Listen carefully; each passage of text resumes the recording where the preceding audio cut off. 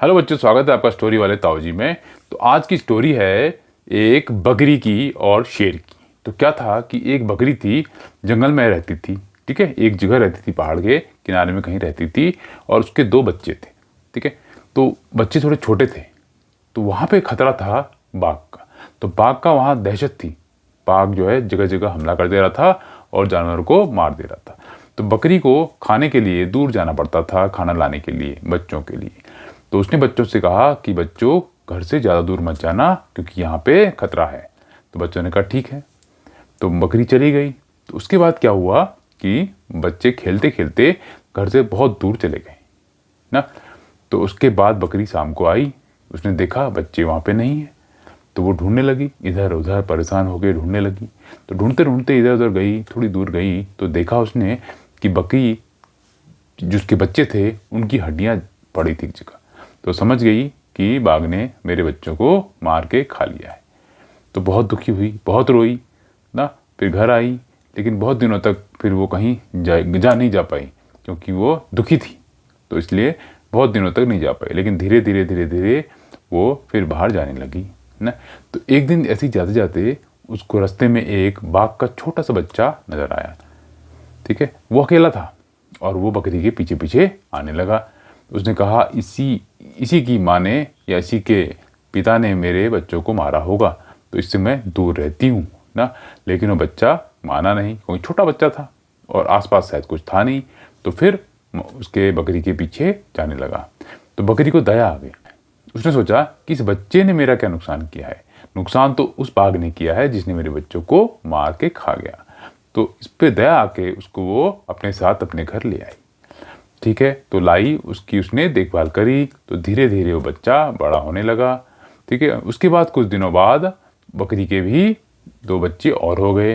अब वो तीनों खेलते थे। ठीक है, दिन भर खेलते थे, अपने साथ रहते थे। लेकिन बकरी डरती रहती थी। वो सोचती थी जब ये बाघ बड़ा होगा तो हो सकता है मुझे भी खा ले और मेरे बच्चों को भी खा ले।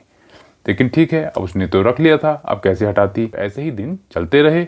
फिर क्या हुआ, एक दिन कहीं दूर से कोई दूसरा बाघ आ गया और वो बकरी के बच्चों को देख के उनको खाने के लिए झपटने लगा।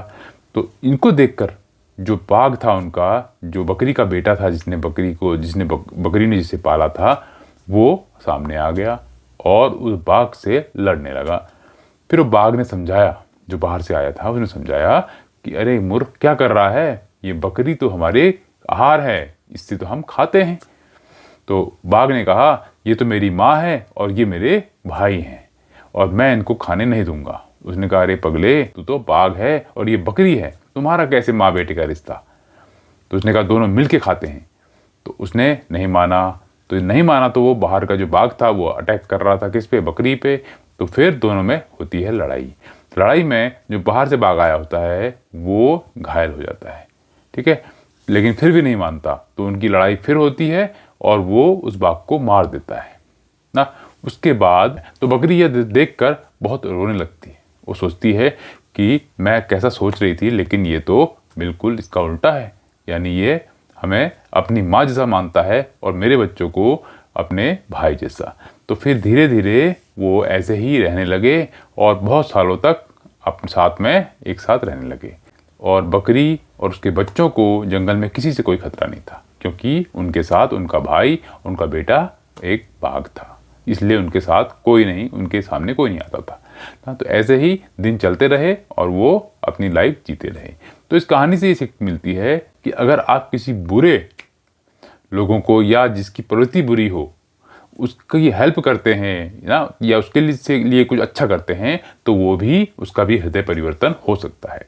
तो आज की कहानी इतनी ही। फिर मिलेंगे नई कहानी के साथ नई वीडियो में। तब तक के लिए goodbye, have a nice day.